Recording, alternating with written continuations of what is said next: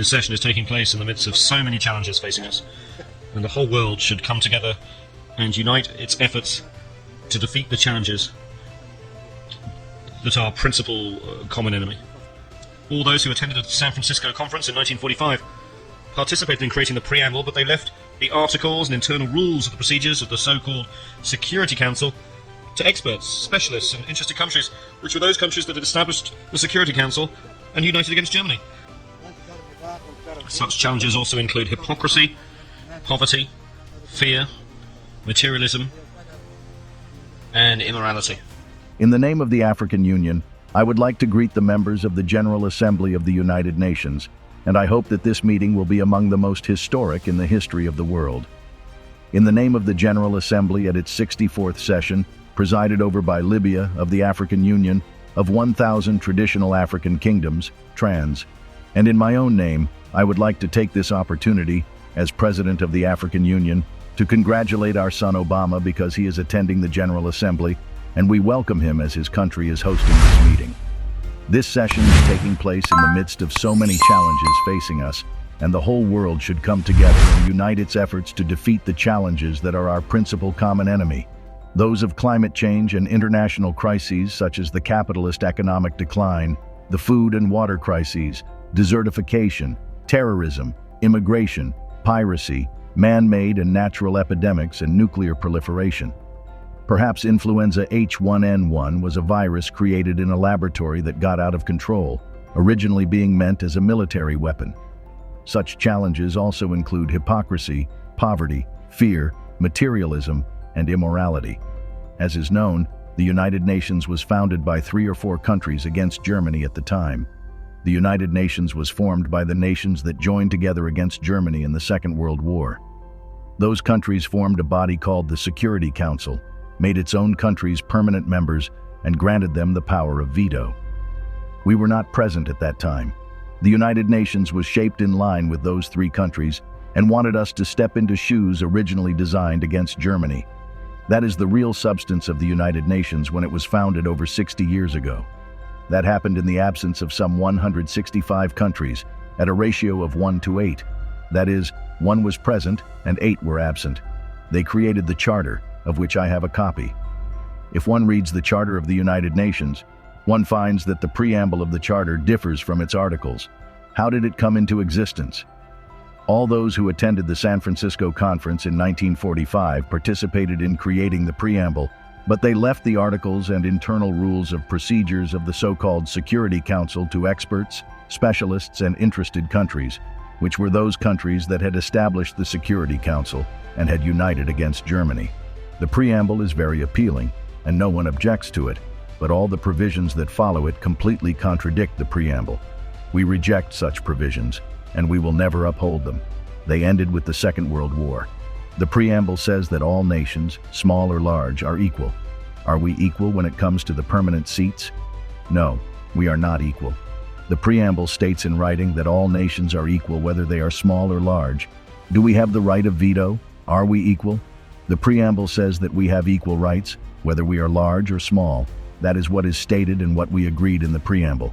So the veto contradicts the Charter. The permanent seats contradict the Charter. We neither accept nor recognize the veto. The preamble of the Charter states that armed force shall not be used, save in the common interest. That is the preamble that we agreed to and signed, and we joined the United Nations because we wanted the Charter to reflect that.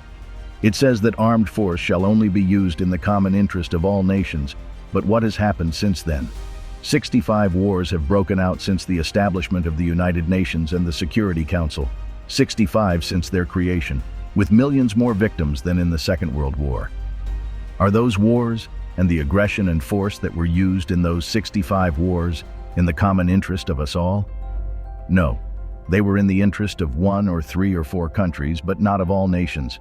We will talk about whether those wars were in the interest of 1 country or of all nations. That flagrantly contradicts the Charter of the United Nations that we signed, and unless we act in accordance with the Charter of the United Nations to which we agreed, we will reject it and not be afraid not to speak diplomatically to anyone. Now we are talking about the future of the United Nations. There should be no hypocrisy or diplomacy because it concerns the important and vital issue of the future of the world. It was hypocrisy that brought about the 65 wars since the establishment of the United Nations. The preamble also states that if armed force is used, it must be a United Nations force. Thus, military intervention by the United Nations, with the joint agreement of the United Nations, not one or two or three countries using armed force. The entire United Nations will decide to go to war to maintain international peace and security. Since the establishment of the United Nations in 1945, if there is an act of aggression by one country against another, the entire United Nations should deter and stop that act. If a country, Libya for instance, were to exhibit aggression against France, then the entire organization would respond because France is a sovereign state member of the United Nations, and we all share the collective responsibility to protect the sovereignty of all nations. However, 65 aggressive wars have taken place without any United Nations action to prevent them. 8 other massive, fierce wars, whose victims number some 2 million, have been waged by member states that enjoy veto powers. Those countries that would have us believe they seek to maintain the sovereignty and independence of peoples actually use aggressive force against peoples. While we would like to believe that these countries want to work for peace and security in the world and protect peoples, they have instead resorted to aggressive wars and hostile behavior. Enjoying the veto they granted themselves as permanent members of the Security Council, they have initiated wars that have claimed millions of victims. The principle of non-interference in the internal affairs of states is enshrined in the Charter of the United Nations. No country, therefore, has the right to interfere in the affairs of any government, be it democratic or dictatorial, socialist or capitalist, reactionary or progressive. This is the responsibility of each society. It is an internal matter for the people of the country concerned. The senators of Rome once appointed their leader, Julius Caesar, as dictator because it was good for Rome at that time. No one can say of Rome at that time that it gave Caesar the veto. The veto is not mentioned in the charter. We joined the United Nations because we thought we were equals, only to find that one country can object to all the decisions we make. Who gave the permanent members their status in the Security Council? 4 of them granted this status to themselves. The only country that we in this assembly elected to permanent member status in the Security Council is China. This was done democratically, but the other seats were imposed upon us undemocratically through a dictatorial procedure carried out against our will, and we should not accept it. The Security Council reform we need is not an increase in the number of members, which would only make things worse. To use a common expression, if you add more water, you get more mud. It would add insult to injury. It would make things worse simply by adding more large countries to those that already enjoy membership of the Council. It would merely perpetuate the proliferation of superpowers. We therefore reject the addition of any more permanent seats. The solution is not to have more permanent seats, which would be very dangerous. Adding more superpowers would crush the peoples of small, vulnerable, and third-world countries, which are coming together in what has been called the Group of 100. 100 small countries banding together in a forum that one member has called the Forum of Small States. These countries would be crushed by superpowers were additional large countries to be granted membership in the Security Council. This door must be closed. We reject it strongly and categorically. Adding more seats to the Security Council would increase poverty, injustice, and tension at the world level, as well as great competition between certain countries such as Italy, Germany, Indonesia, India, Pakistan, the Philippines, Japan, Brazil, Nigeria, Argentina, Algeria, Libya, Egypt, the Democratic Republic of the Congo, South Africa, Tanzania, Turkey, Iran, Greece, and Ukraine. All these countries would seek a seat on the Security Council, making its membership almost as large as that of the General Assembly and resulting in an impractical competition. What solution can there be? The solution is for the General Assembly to adopt a binding resolution under the leadership of Mr. Trekkie, based on the majority will of Assembly members and taking into account the considerations of no other body. The solution is to close Security Council membership to the admission of further states. This item is on the agenda of the General Assembly during the present session presided over by Mr. Trekkie. Membership through unions and the transference of mandates should supersede other proposals. We should focus on the achievement of democracy based on the equality of member states. There should be equality among member states, and the powers and mandates of the Security Council should be transferred to the General Assembly. Membership should be for unions, not for states. Increasing the number of states members would give the right to all countries to a seat, in accordance with the spirit of the preamble of the Charter. No country could deny a seat in the Council to Italy, for instance, if a seat were given to Germany. For the sake of argument, Italy might say that Germany was an aggressive country and was defeated in the Second World War. If we gave India a seat, Pakistan would say that it too is a nuclear country and deserves a seat, and those two countries are at war. This would be a dangerous situation. If we gave a seat to Japan, then we should have to give one to Indonesia, the largest Muslim country in the world. Then Turkey, Iran, and Ukraine would make the same claim. What could we say to Argentina or Brazil? Libya deserves a seat for its efforts in the service of world security by discarding its weapons of mass destruction program. Then South Africa, Tanzania, and Ukraine would demand the same. All of these countries are important. The door to Security Council membership should be closed. This approach is a falsehood, a trick that has been exposed. If we want to reform the United Nations, bringing in more superpowers is not the way. The solution is to foster democracy at the level of the General Congress of the World, the General Assembly, to which the powers of the Security Council should be transferred. The Security Council would become merely an instrument for implementing the decisions taken by the General Assembly, which would be the Parliament, the legislative assembly of the world. This assembly is our democratic forum, and the Security Council should be responsible before it. We should not accept the current situation. These are the legislators of the members of the United Nations, and their resolutions should be binding. It is said that the General Assembly should do whatever the Security Council recommends. On the contrary, the Security Council should do whatever the General Assembly decides. This is the United Nations, the assembly that includes 192 countries. It is not the Security Council, which includes only 15 of the member states. How can we be happy about global peace and security if the whole world is controlled by only 5 countries? We are 192 nations and countries, and we are like Speaker's Corner in London's Hyde Park. We just speak and nobody implements our decisions. We are mere decoration, without any real substance. We are Speaker's Corner, no more, no less.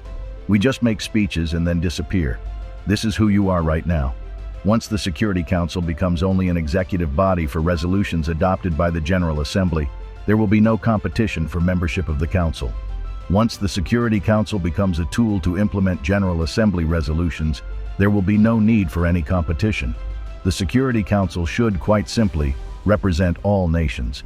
In accordance with the proposal submitted to the General Assembly, there would be permanent seats on the Security Council for all unions and groups of countries. The 27 countries of the European Union should have a permanent seat on the Security Council. The countries of the African Union should have a permanent seat on the Security Council. The Latin American and ASEAN countries should have permanent seats. The Russian Federation and the United States of America are already permanent members of the Security Council.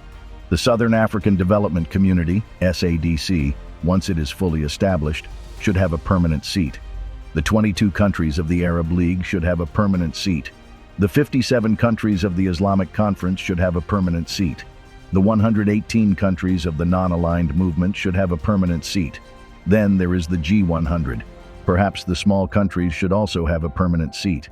Countries not included in the unions that I have mentioned could perhaps be assigned a permanent seat to be occupied by them in rotation every 6 or 12 months. I am thinking of countries like Japan and Australia that are outside such organizations as ASEAN, or like the Russian Federation that is not a member of the European or Latin American or African unions. This would be a solution for them if the General Assembly votes in favor of it. The issue is a vitally important one. As has already been mentioned, the General Assembly is the Congress and Parliament of the world, the leader of the world. We are the nations, and anyone outside this General Assembly will not be recognized. The President of the Assembly, Mr. Ali Abdusalam Treki, and Secretary General Ban Ki-moon will produce the legal draft and set up the necessary committees to submit this proposal to a vote. That from now on, the Security Council will be made up of unions of nations. In this way, we will have justice and democracy, and we will no longer have a Security Council consisting of countries which have been chosen because they have nuclear weapons, large economies, or advanced technology. That is terrorism. We cannot allow the Security Council to be run by superpowers. That is terrorism in and of itself. If we want a world that is united, safe, and peaceful, this is what we should do. If we want to remain in a world at war, that is up to you. We will continue to have conflict and to fight until doomsday or the end of the world. All Security Council members should have the right to exercise the veto, or else we should eliminate the whole concept of the veto with this new formation of the Council. This would be a real Security Council. According to the new proposals submitted to the General Assembly, it will be an executive council under the control of the General Assembly, which will have the real power and make all the rules. In this way, all countries will be on an equal footing in the Security Council just as they are in the General Assembly. In the General Assembly, we are all treated equally when it comes to membership and voting. It should be the same in the Security Council. Currently, one country has a veto. Another country does not have a veto. One country has a permanent seat. Another country does not have a permanent seat. We should not accept this, nor should we accept any resolution adopted by the Security Council in its current composition. We were under trusteeship, we were colonized, and now we are independent. We are here today to decide the future of the world in a democratic way that will maintain the peace and security of all nations, large and small, as equals. Otherwise, it is terrorism, for terrorism is not just Al-Qaeda, but can also take other forms. We should be guided by the majority of the votes in the General Assembly alone. If the General Assembly takes a decision by voting, then its wishes should be obeyed and its decision should be enforced. No one is above the General Assembly. Anyone who says he is above the Assembly should leave the United Nations and be on his own. Democracy is not for the rich or the most powerful or for those who practice terrorism. All nations should be and should be seen to be on an equal footing. At present, the Security Council is security feudalism, political feudalism for those with permanent seats, protected by them and used against us. It should be called not the Security Council but the Terror Council. In our political life, if they need to use the Security Council against us, they turn to the Security Council. If they have no need to use it against us, they ignore the Security Council. If they have an interest to promote, an axe to grind, they respect and glorify the Charter of the United Nations. They turn to Chapter 7 of the Charter and use it against poor nations. If, however, they wish to violate the Charter, they would ignore it as if it did not exist at all. If the veto of the permanent members of the Security Council is given to those who have the power, this is injustice and terrorism and should not be tolerated by us.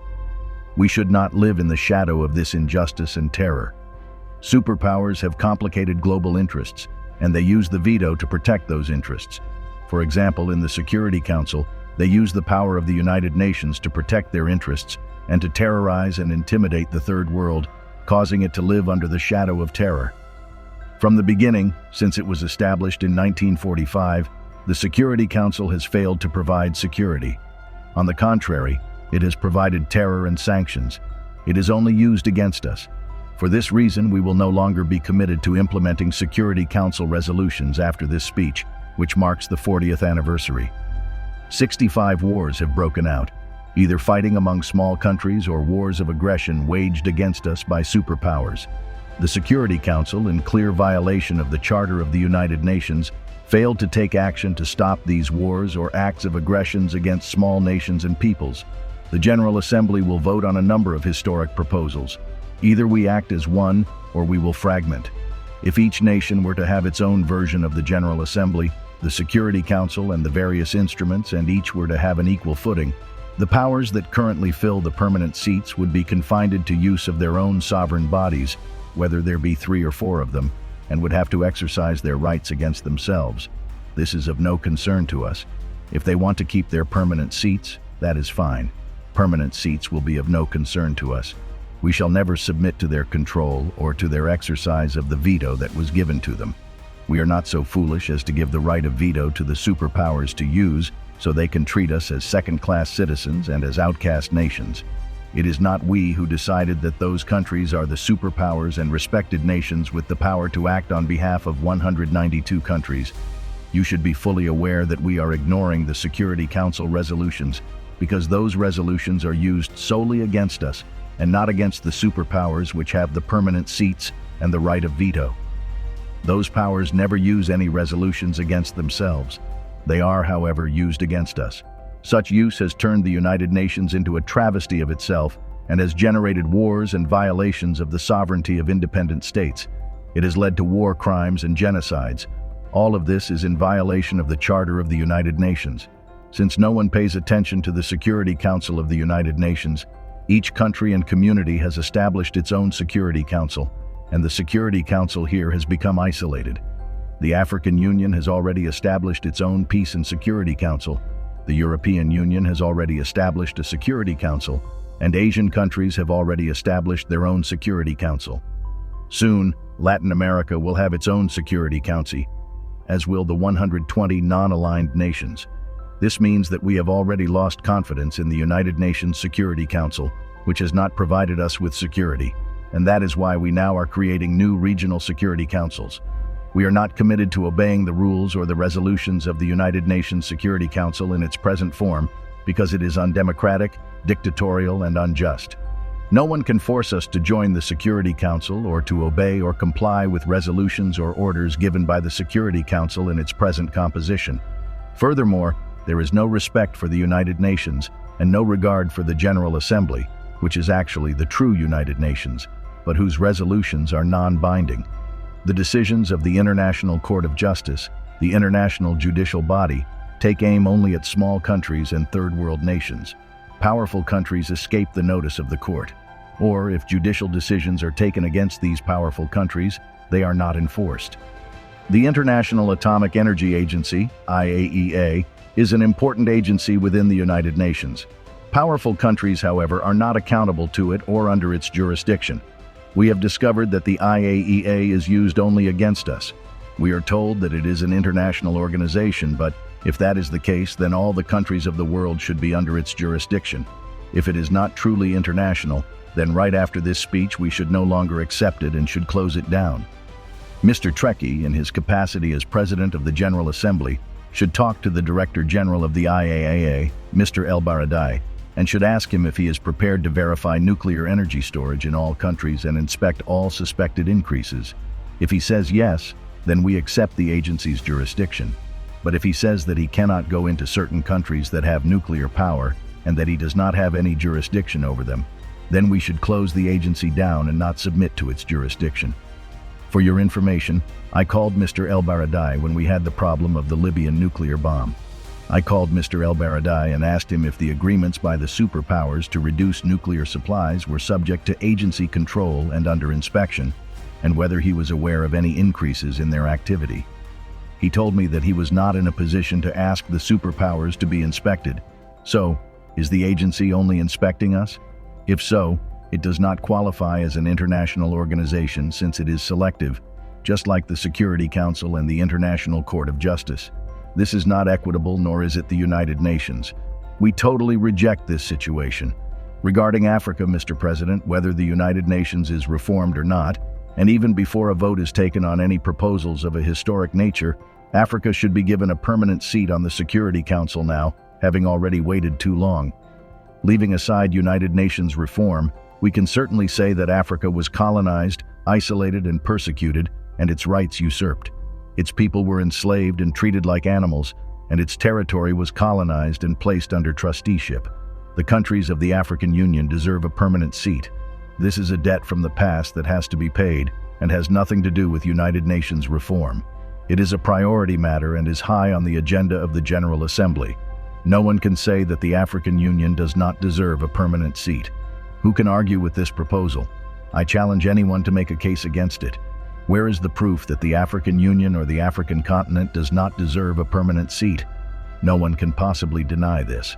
Another matter that should be voted on in the General Assembly is that of compensation for countries that were colonized, so as to prevent the colonization of a continent, the usurpation of its rights, and the pillaging of its wealth from happening again. Why are Africans going to Europe? Why are Asians going to Europe? Why are Latin Americans going to Europe? It is because Europe colonized those peoples and stole the material and human resources of Africa, Asia, and Latin America, the oil, minerals, uranium, gold and diamonds, the fruit, vegetables and livestock and the people, and used them. Now, new generations of Asians, Latin Americans and Africans are seeking to reclaim that stolen wealth, as they have the right to do. At the Libyan border, I recently stopped 1,000 African migrants headed for Europe. I asked them why they were going there. They told me it was to take back their stolen wealth, that they would not be leaving otherwise.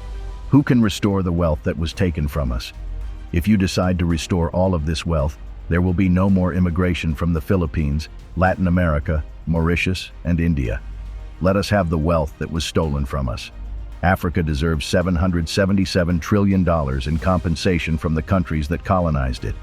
Africans will demand that amount, and if you do not give it to them, they will go to where you have taken those trillions of dollars. They have the right to do so. They have to follow that money and to bring it back.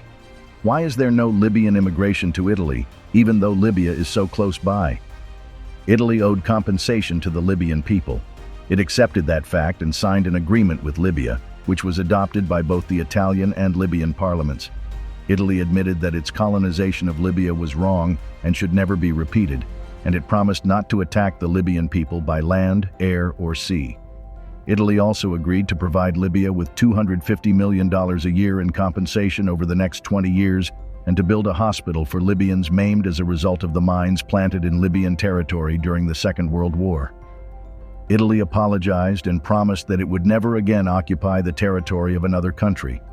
Italy, which was a kingdom during the fascist regime and has made rich contributions to civilization, should be commended for this achievement, together with Prime Minister Berlusconi and his predecessor, who made their own contributions in that regard.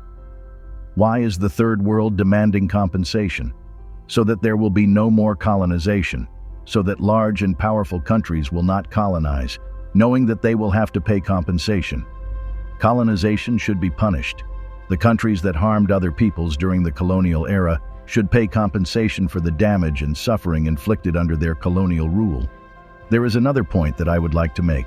However, before doing so, and addressing a somewhat sensitive issue, I should like to make an aside. We Africans are happy and proud indeed that a son of Africa is now President of the United States of America. That is a historic event. Now, in a country where blacks once could not mingle with whites in cafes or restaurants, or sit next to them on a bus, the American people have elected as their president a young black man, Mr. Obama, of Kenyan heritage. That is a wonderful thing, and we are proud. It marks the beginning of a change.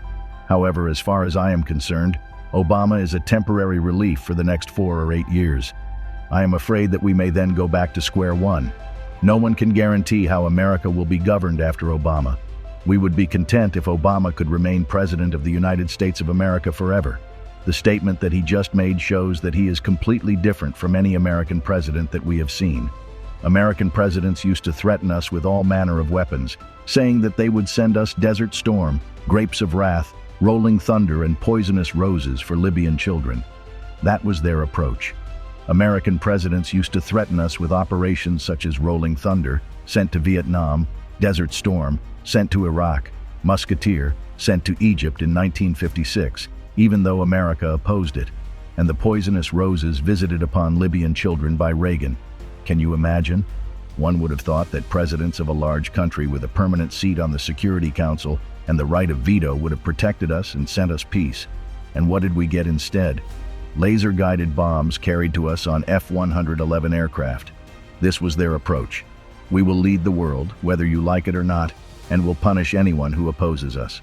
What our son Obama said today is completely different. He made a serious appeal for nuclear disarmament, which we applaud. He also said that America alone could not solve the problems facing us and that the entire world should come together to do so. He said that we must do more than we are doing now, which is making speeches. We agree with that and applaud it. He said that we had come to the United Nations to talk against one another. It is true that when we come here, we should communicate with one another on an equal footing. And he said that democracy should not be imposed from outside. Until recently, American presidents have said that democracy should be imposed on Iraq and other countries. He said that this was an internal affair. He spoke truly when he said that democracy cannot be imposed from outside, so we have to be cautious. Before I make these sensitive remarks, I note that the whole world has so many polarities. Listen, should we have a world of so many polarities? Can we not have nations on an equal footing? Let us have an answer. Does anyone have an answer as to whether it is better to have a world of so many polarities? Why can we not have equal standing? Should we have patriarchs? Should we have popes? Should we have gods? Why should we have a world of so many polarities? We reject such a world and call for a world where big and small are equal. The other sensitive point is the headquarters of the United Nations. Can I have your attention, please? All of you came across the Atlantic Ocean, the Pacific Ocean, crossing the Asian continent or the African continent to reach this place. Why? Is this Jerusalem? Is this the Vatican? Is this Mecca? All of you are tired, have jet lag, have sleepless nights. You are very tired, very low, physically. Somebody just arrived now, flying 20 hours. Then we want him to make a speech and talk about this. All of you are asleep. All of you are tired.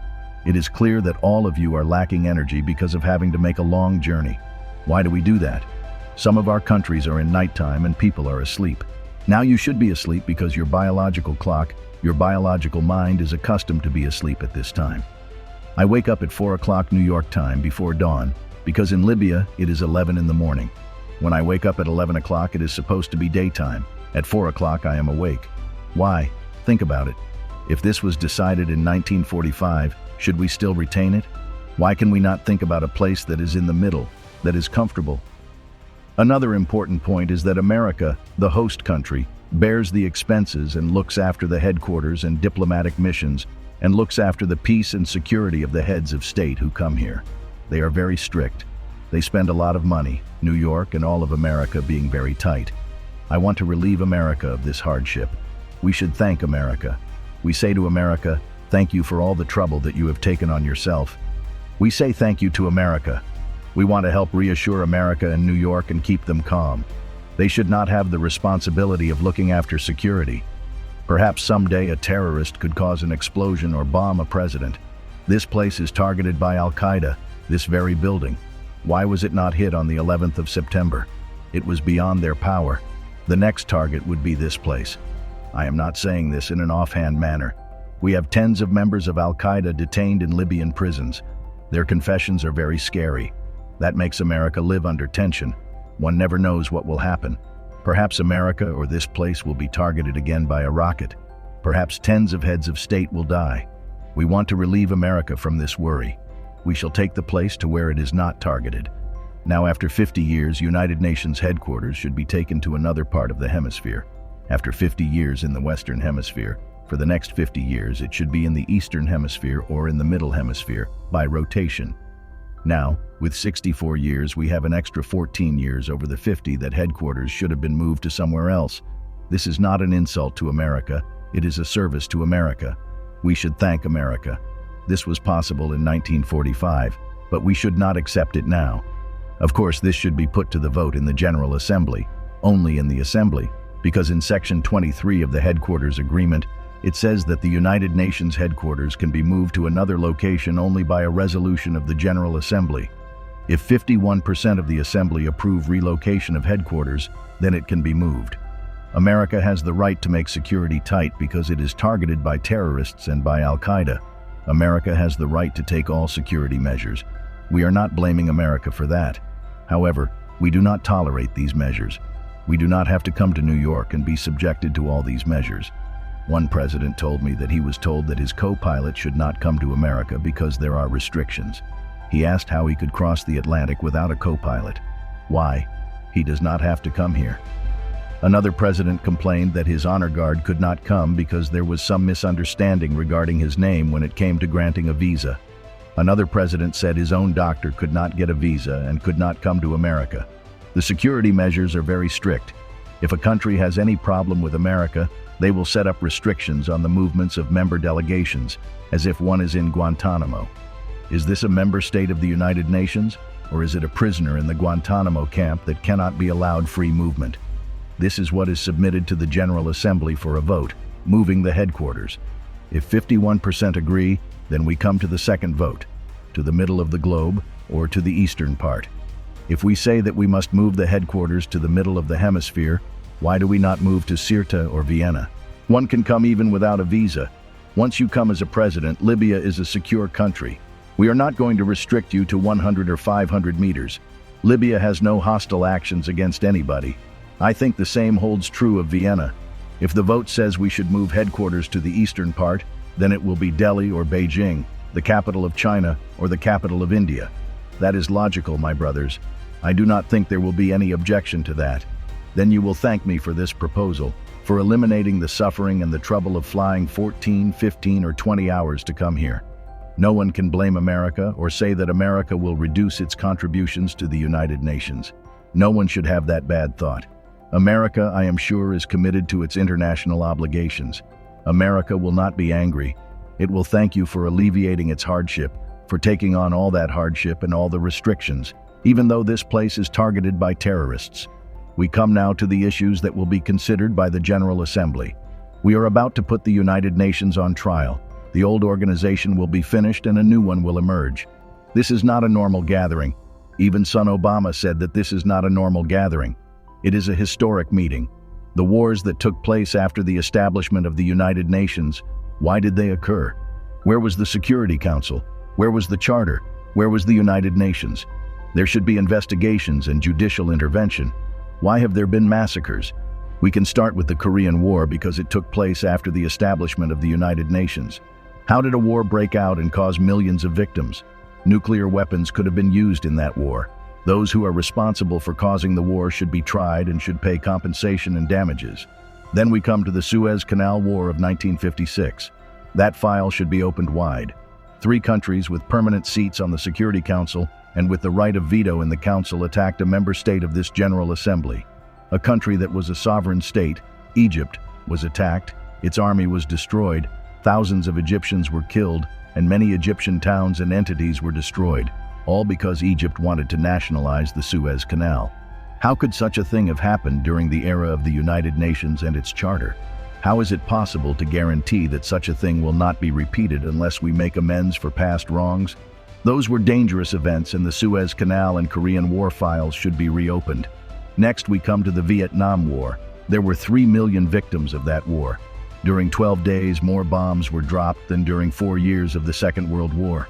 It was a fiercer war, and it took place after the establishment of the United Nations and after we had decided that there would be no more wars. The future of humankind is at stake. We cannot stay silent.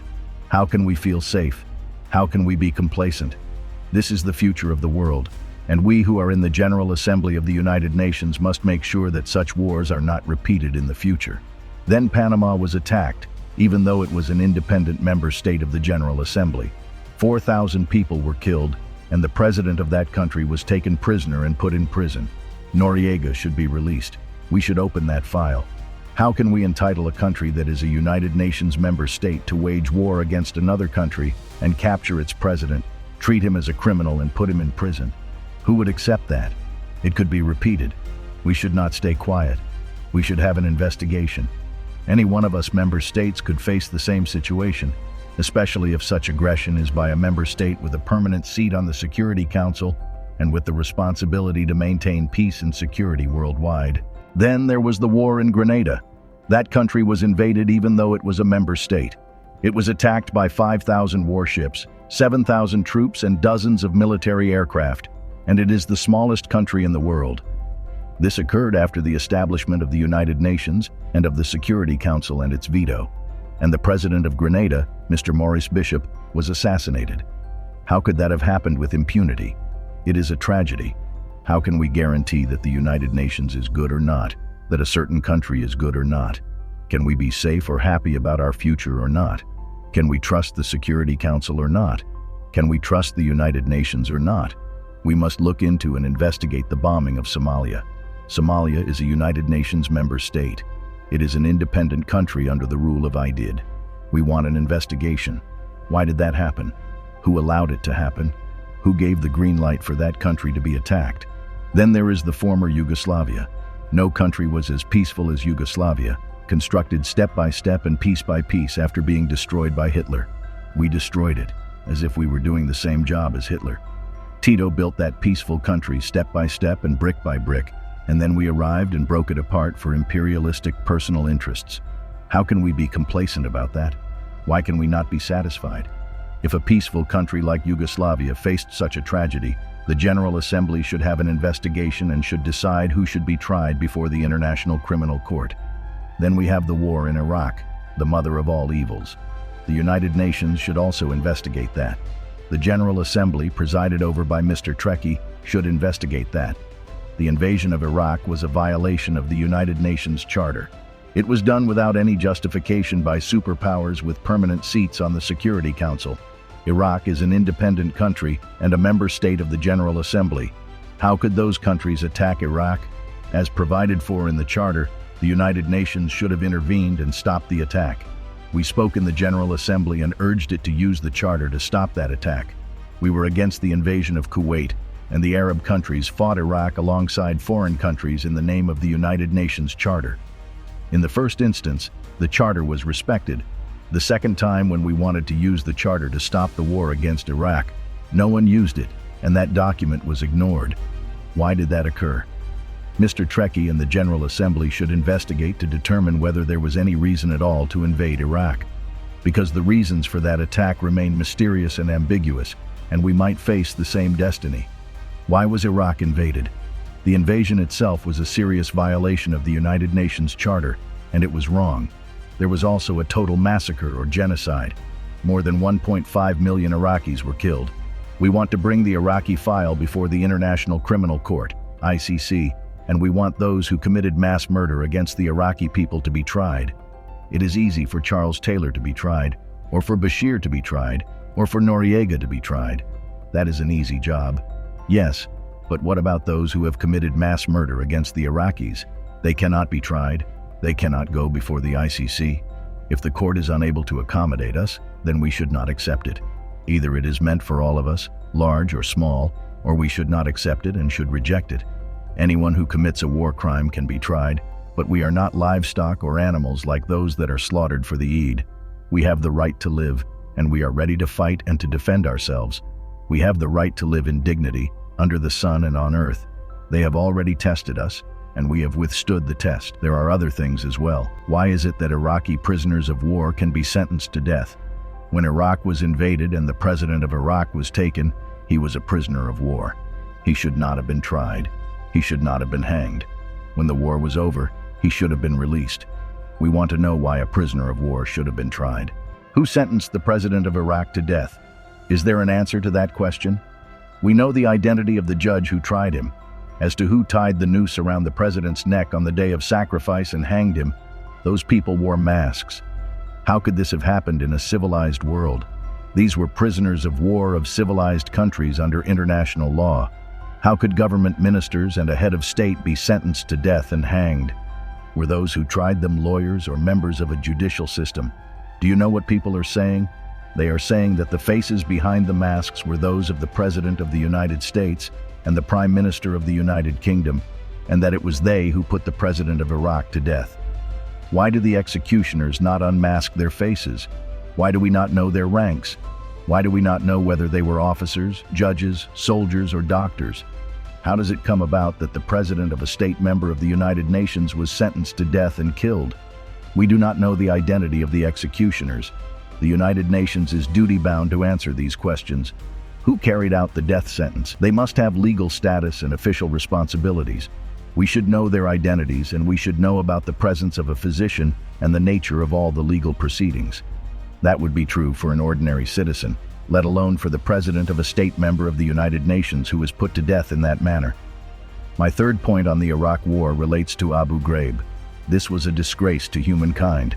I know that the United States authorities will investigate this scandal, but the United Nations must not ignore it either. The General Assembly should investigate this matter. Prisoners of war held in Abu Ghraib prison were torturers. Dogs were set on them. Men were raped. This is unprecedented in the history of war. It was sodomy, and it was an unprecedented sin, never before committed by past aggressors or invaders. Prisoners of war are soldiers, but these were raped in prison by a state, a permanent member of the Security Council. This goes against civilization and humankind. We must not keep silent. We must know the facts. Even today, 250,000 Iraqi prisoners, men and women alike, remain in Abu Ghraib. They are being maltreated, persecuted, and raped. There must be an investigation. Turning to the war in Afghanistan, this too must be investigated. Why are we against the Taliban? Why are we against Afghanistan? Who are the Taliban? If the Taliban want a religious state, that is fine. Think of the Vatican. Does the Vatican pose a threat to us? No. It is a religious, very peaceful state. If the Taliban want to create an Islamic emirate, who says that this makes them an enemy? Is anyone claiming that bin Laden is of the Taliban or that he is Afghan? Is bin Laden of the Taliban? No, he is not of the Taliban and he is not Afghan. Were the terrorists who hit New York City of the Taliban? Were they from Afghanistan? They were neither Taliban nor Afghan. Then what was the reason for the wars in Iraq and in Afghanistan? If I truly wanted to deceive my American and British friends, I would encourage them to send more troops, and I would encourage them to persist in this bloodbath. But they will never succeed in Iraq or Afghanistan. Look what happened to them in Iraq, which is a desert. It is even worse in mountainous Afghanistan. If I wanted to deceive them, I would tell them to continue the wars in Iraq and Afghanistan. But no, I want to save the citizens of the United States, the United Kingdom, and other countries who are fighting in Iraq and Afghanistan. So I tell them, leave Afghanistan to the Afghans, leave Iraq to the Iraqis. If they want to fight each other, they are free to do so. America had its civil war, and no one interfered in it. There were civil wars in Spain, China, and countries all over the world. No place on earth has been free of civil wars. Let there be a civil war in Iraq. If the Iraqis want to have a civil war and fight each other, that is fine. Who says that if the Taliban form a government, they would possess intercontinental missiles or the kind of airplanes that hit New York? Did those airplanes take off from Afghanistan or Iraq? No, they took off from American airports. So why is Afghanistan being struck? The terrorists were not Afghans or Taliban or Iraqis. Why are we silent? We must never be war devils. Anyone who does not speak the truth is a silent devil. We are committed to international peace and security. We do not wish to scorn or ridicule humankind. We want to save humanity. As President of the General Assembly, Mr. Ali Trekkie should open an investigation of the assassinations file, in addition to the war files. Who killed Patrice Lumumba and why? We merely want to record it in the annals of African history. We want to know how an African leader, a liberator, came to be assassinated. Who killed him? We want our sons to be able to read the history of how Patrice Lumumba, the hero of Congo's liberation struggle, was assassinated. We want to know the facts, even 50 years on. That is one file that should be reopened. And who killed Secretary General Hammarskjöld? Who fired on his airplane in 1961 and why? Then, there is the assassination of United States President Kennedy in 1963. We want to know who killed him and why. There was somebody called Lee Harvey Oswald, who was then killed by one Jack Ruby. Why did he kill him? Jack Ruby, an Israeli, killed Lee Harvey Oswald, who killed Kennedy. Why did this Israeli kill Kennedy's killer? Then Jack Ruby, the killer of Kennedy, died in mysterious circumstances before he could be tried. We must open the files. The whole world knows that Kennedy wanted to investigate the Israeli Dimona nuclear reactor. This involves international peace and security and weapons of mass destruction. That is why we should open this file. Then there is the assassination of Martin Luther King, the Black Reverend and human rights activist. His assassination was a plot, and we should know why he was killed and who killed him. Then Khalil Wazir, or Abu Jihad, a Palestinian, was attacked. He was living peacefully in Tunisia, a member state, and that country's sovereignty was not respected. We cannot keep silent. Even though submarines and ships were detected along the coast of Tunisia, where he was killed, no one was accused or tried. Abu Iyad was also killed, and we should know how he was killed. He was killed in ambiguous circumstances. In Operation Spring of Youth, Kamal Nasser, a poet, Kamal Adwan and Abu Yusuf al-Najjar, 3 Palestinians, were killed in Lebanon, a country that is a free, sovereign state member of the General Assembly. They were attacked and killed while sleeping peacefully. We should know who killed them, and he should be tried so that those crimes against humanity are not repeated. We have already talked about the size of the force used in the invasion of Grenada: 7,000 troops, 15 battleships, and dozens of bombers. And President Bishop was killed even though Grenada was a member state. Those are crimes, and we cannot keep silent. Otherwise, we will look like sacrificial beasts. We are not animals. Year after year, we are attacked. We defend ourselves, our sons, and our children, and we are not afraid. We have the right to live, and the earth is not destined for violence, but for us all. We can never live on this earth in such humiliation. So those are the wars. The last file is that of the massacres. In the Sabra and Shatila massacre, 3,000 people were killed. That area, under the protection of the occupying Israeli army, was the site of a huge and calamitous massacre in which 3,000 Palestinian men, women, and children were killed. How can we keep quiet? Lebanon is a sovereign state. A member of the General Assembly was occupied. Sabra and Shatila were under Israeli control, and then the massacre took place. Then there was the 2008 massacre in Gaza. There were 1,000 women and 2,200 children among the victims killed in the massacre in Gaza in 2008. 60 United Nations facilities and another 30 belonging to non-governmental organizations were damaged. 50 clinics were destroyed. 40 doctors and nurses were killed while carrying out humanitarian activities. This took place in Gaza in December 2008.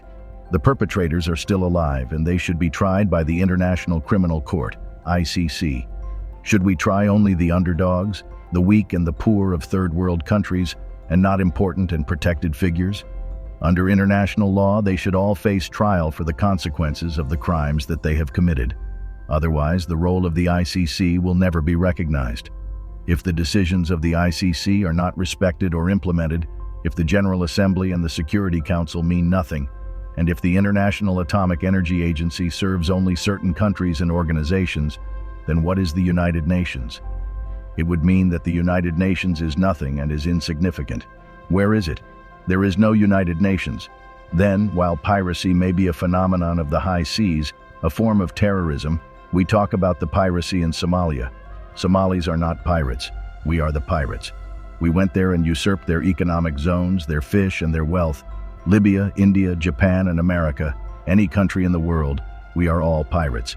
We all entered the territorial waters and economic zones of Somalia and stole. The Somalis are protecting their own fish, their sustenance. They have become pirates because they are defending their children's food. Now we seek to address that matter in the wrong way. Should we send warships to Somalia? We should send warships to the pirates who have attacked and seized the economic zones and wealth of the Somalis and the food of their children. I met the pirates, and I told them that I would negotiate an agreement between them and the international community that respects the 200-mile exclusive economic zone under the law of the sea, that protects all marine resources belonging to the Somali people, and that stops all countries from disposing of toxic waste along the Somali coast. In return, the Somalis would no longer attack ships. We will propose and draft such an international treaty and submit it to the General Assembly. That is the solution. The solution does not lie in sending more military ships to fight the Somalis. That is not the solution. We are addressing the phenomena of piracy and terrorism in the wrong way. Today there is swine flu. Perhaps tomorrow there will be fish flu because sometimes we produce viruses by controlling them. It is a commercial business. Capitalist companies produce viruses so that they can generate and sell vaccinations. That is very shameful and poor ethics. Vaccinations and medicine should not be sold. In the Green Book, I maintain that medicines should not be sold or subject to commercialization.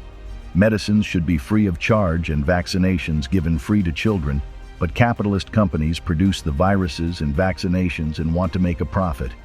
Why are they not free of charge? We should give them free of charge and not sell them. The entire world should strive to protect our people, create and manufacture vaccinations, and give them free to children and women, and not profit by them. All those items are on the agenda of the General Assembly, which has only to exercise that duty. The Ottawa Convention on Landmines forbids the production of landmines. That is wrong. Landmines are defensive weapons. If I place them along the border of my country and someone wants to invade me, they may be killed. That is all right because they are invading me. The convention should be reconsidered.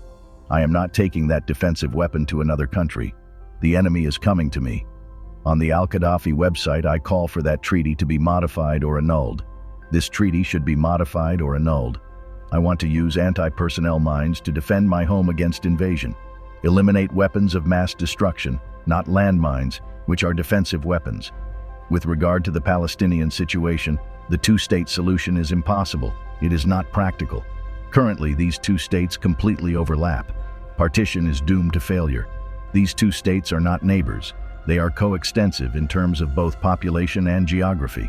A buffer zone cannot be created between the two states because there are 500,000 Israeli settlers in the West Bank and 1 million Arab Palestinians in the territory known as Israel.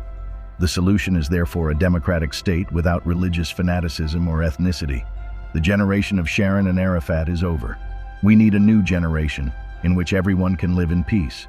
Look at Palestinian and Israeli youth. They both want peace and democracy, and they want to live under one state. This conflict poisons the world. The White Book actually has the solution. I hold it here. The solution is Isra'tine. Arabs have no hostility or animosity towards Israel. We are cousins and of the same race. We want to live in peace. The refugees should go back. You are the ones who brought the Holocaust upon the Jews. You, not we, are the ones who burned them. We gave them refuge. We gave them safe haven during the Roman era and the Arab reign in Andalusia and during the rule of Hitler. You are the ones who poisoned them. You are the ones who annihilated them. We provided them with protection. You expelled them. Let us see the truth. We are not hostile. We are not enemies of the Jews. And one day the Jews will need the Arabs. At that point, Arabs will be the ones to give them protection, to save them, as we have done in the past. Look at what everybody else did to the Jews. Hitler is an example. You are the ones who hate the Jews, not us. In brief, Kashmir should be an independent state, neither Indian nor Pakistani. We must end that conflict. Kashmir should be a buffer state between India and Pakistan. With regard to Darfur, I truly hope that the assistance provided by international organizations can be used for development projects, for agriculture, for industry, and for irrigation. You are the ones who made it a crisis. You put it on the altar. You wanted to sacrifice Darfur so that you could interfere in its internal affairs.